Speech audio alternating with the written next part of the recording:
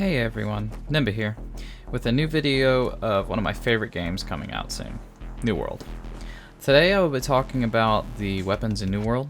I will be going over the different types of weapons and the weapon masteries associated with each weapon. Starting off with the Hatchet. Currently the Hatchet is one of the most powerful weapons in the game. The Hatchet is strong in both PvP and PvE. In PvP, the stagger from the Hatchet can pretty much stun lock players from moving, and you can drop them from full HP to 0 just by staggering them a bunch. Berserk is a really awesome ability that can keep you alive for 8 seconds, and it gets refreshed if you have enough passives. If you kill an enemy while it's still active, and you can be dropped to even to 0 HP while you're doing this, which is really cool. So it's basically kind of like a Trendemir thing. You can talent into throwing and add the ability to throw your Hatchet, which can secure a kill if an enemy is running away or if you just kind of want to tag them on early. It's pretty good. Only thing that I really dislike about the Hatchet is you can't dual wield it or use it with a shield, which kind of sucks. Okay, moving on to the sword. One of my favorite weapons because you also get to use the shield. The sword mastery tree allows you to get an AoE ability and charge ability.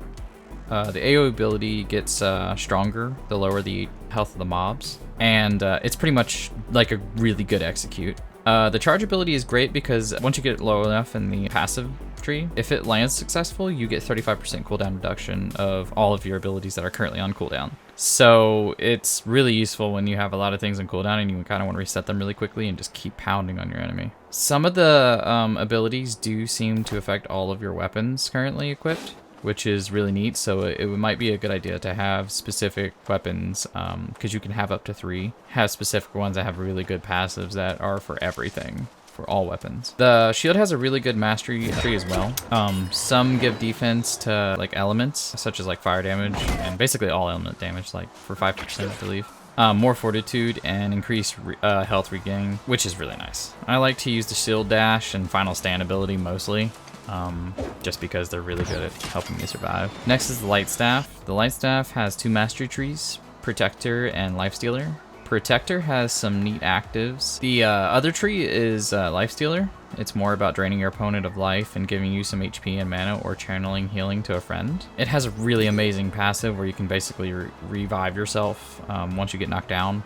I can't remember how long the cooldown is, but it's a really, like, as long as you have that staff equipped, you can be brought back to life by yourself. It's really cool. The most useful ability for the life staff though that I found was the speed of flight ability. It's basically gives you a blink, like if you're a mage from World of Warcraft, and you can blink in a direction you're facing. It's pretty much the best way to get around right now. Alright, let's move on to the fire staff. The fire staff has 2 mastery trees, Flame Summoner and Pyromaniac.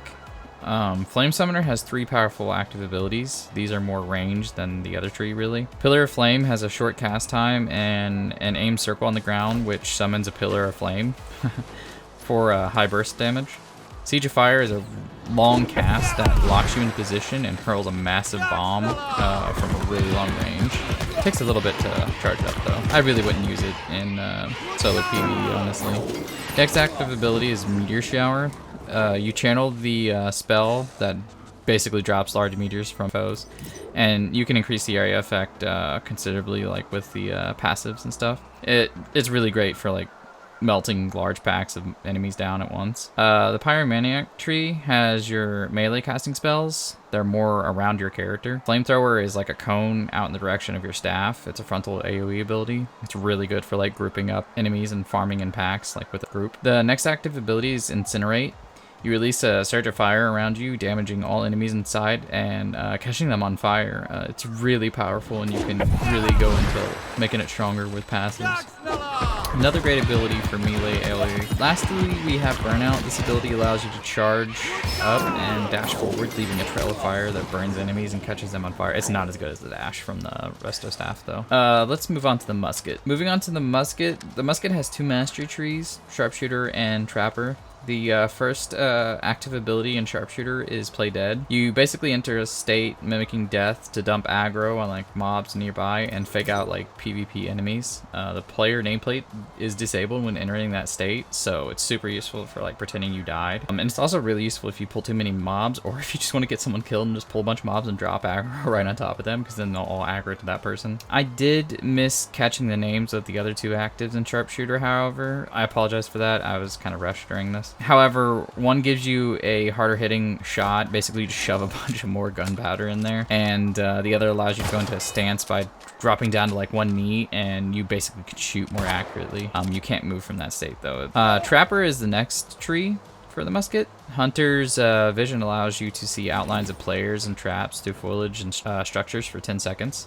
This is super useful if somebody's used like smoke shot from like a bow, which basically impairs the location with smoke. It's kind of crazy. Sticky bomb is a bomb that can be thrown. Think of Halo, like the plasma grenade.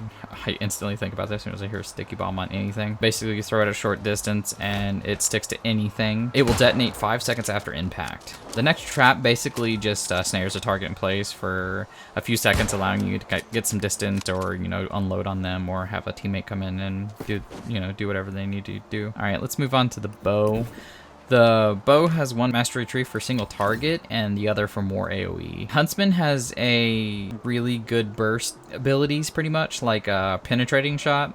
That's pretty much the most powerful single target attack for the bow, that shoots an arrow that penetrates through all targets. The arrow damage will reduce 10% on each consecutive hit of the target. Arrow will stop as well if it hits structures or terrain. And the next active for the bow in that tree is evasive shot. You basically leap away from your target.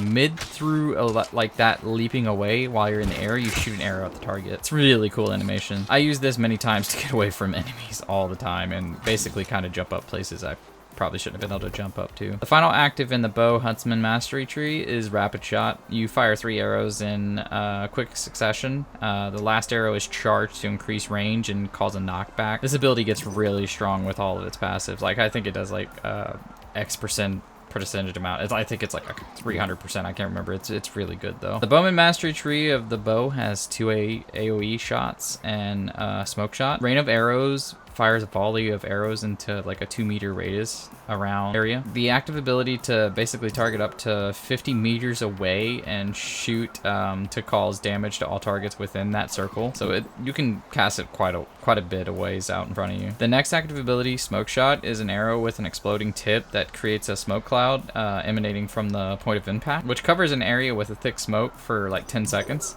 And visibility while you're in that is completely obscured within the smoke. It's actually really bad. Like, some people were spamming it nonstop. Lastly, we have spread shot. It has a relatively long windup that fires 3 arrows at the same time, spreading horizontally. Each arrow can hit an independent target or all the same if you time it correctly. It can be a pretty big burst AoE situation. Let's move on to the Warhammer, king of the crowd control in my opinion. The Warhammer has 2 mastery trees. They are Juggernaut and Crowd Crusher. The Juggernaut has 3 active abilities. Blockbreaker is just that. It's an attack effective against blocking enemies, leaving them vulnerable to follow-up attacks. I would pretty much use that whenever I see someone with a shield. Mighty Gavel is an overhead leaping attack that crushes down onto enemies with tremendous force. It's very strong. Then we got the last active ability for Juggernaut. It's Wrecking Ball. This is an attack that does increased damage to structures and pushes enemies out of the way. And that's not all. After the initial swing, player enters like a Wrecking Ball mode and does a continuous volley of rapid stationary attacks lasting 8 seconds. It's pretty cool. You can cancel the mode with any like non-movement action. The passive Justice for All is like a must here, and it gives the ability to add an additional deadly attack, Mighty Gavel attack. It's pretty insane. The other mastery tree, Crowd Crusher, is like, it's fantastic for all your crowd control needs, really. We start off with the active ability Path of Destiny. It's a powerful ground strike that erupts a linear wave of energy in front of the player, damaging and basically displacing enemies in its path. It's like a knockback from the point that you slam your hammer down. It's really helpful with grouped enemies. The next active ability is Clear Out. This ability can have some serious plays, like Clear Out is stepping wide, swinging that knocks enemies back and away to create distance. I've launched people off cliffs with this.